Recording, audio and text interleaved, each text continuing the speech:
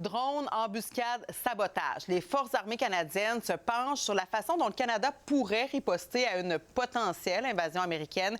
C'est ce que nous apprend le Globe and Mail aujourd'hui. Bon, il faut dire que Donald Trump n'abandonne pas sa menace de faire de notre pays le 51e État. Regardez cette image générée par l'intelligence artificielle qu'il a publiée cette nuit sur Truth Social. On voit clairement là, la carte de ce que pourraient être les États-Unis lorsqu'on aurait annexé le Groenland et aussi le Canada.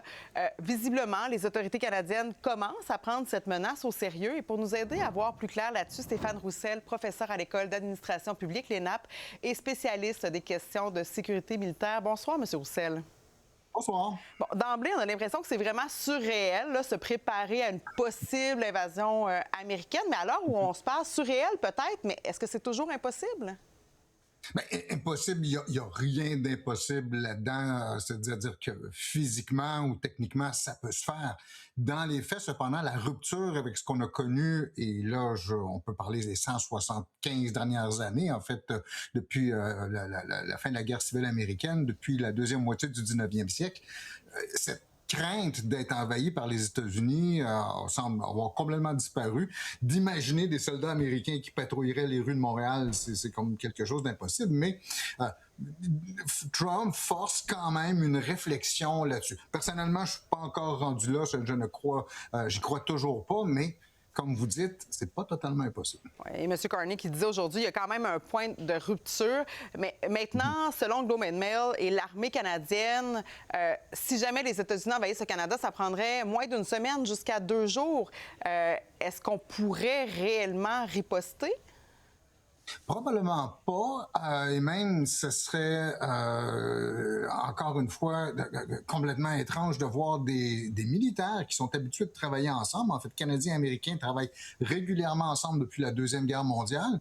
De les voir face à face, c'est quelque chose qui est très difficile à imaginer.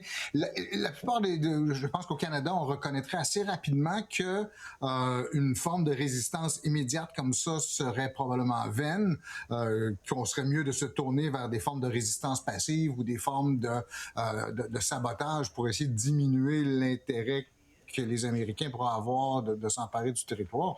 Mais encore là, je pense pas qu'il y aurait une possibilité sérieuse, et surtout dans la manière dont c'était présenté dans Globe and Mail aujourd'hui, qu'il y a une possibilité de résistance par des citoyens ou par une forme de guérilla. Oui.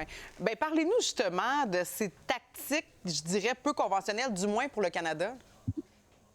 Oui, c'est donc des tactiques de résistance, des tactiques de guérilla, c'est de dire il s'agit de harceler l'occupant, de rendre l'occupation extrêmement coûteuse en vies humaines, coûteuse en matériel, coûteuse en temps, coûteuse en énergie, en argent.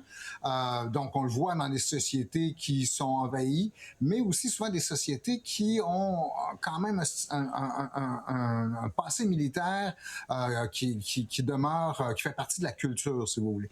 Ce qui n'est pas le cas au Canada. On a une tradition lointaine de milices, mais généralement, en fait, la manière dont on pense les forces armées au Canada, c'est une affaire de professionnels donc c'est des gens, un petit groupe de la société qui s'occupent de ces questions-là, mais ça fait pas partie de l'univers mental des citoyens canadiens. Ça fait cette idée que l'on pourrait se constituer en milice qui agirait, qui se cacherait en forêt ou donc qui agirait comme ça.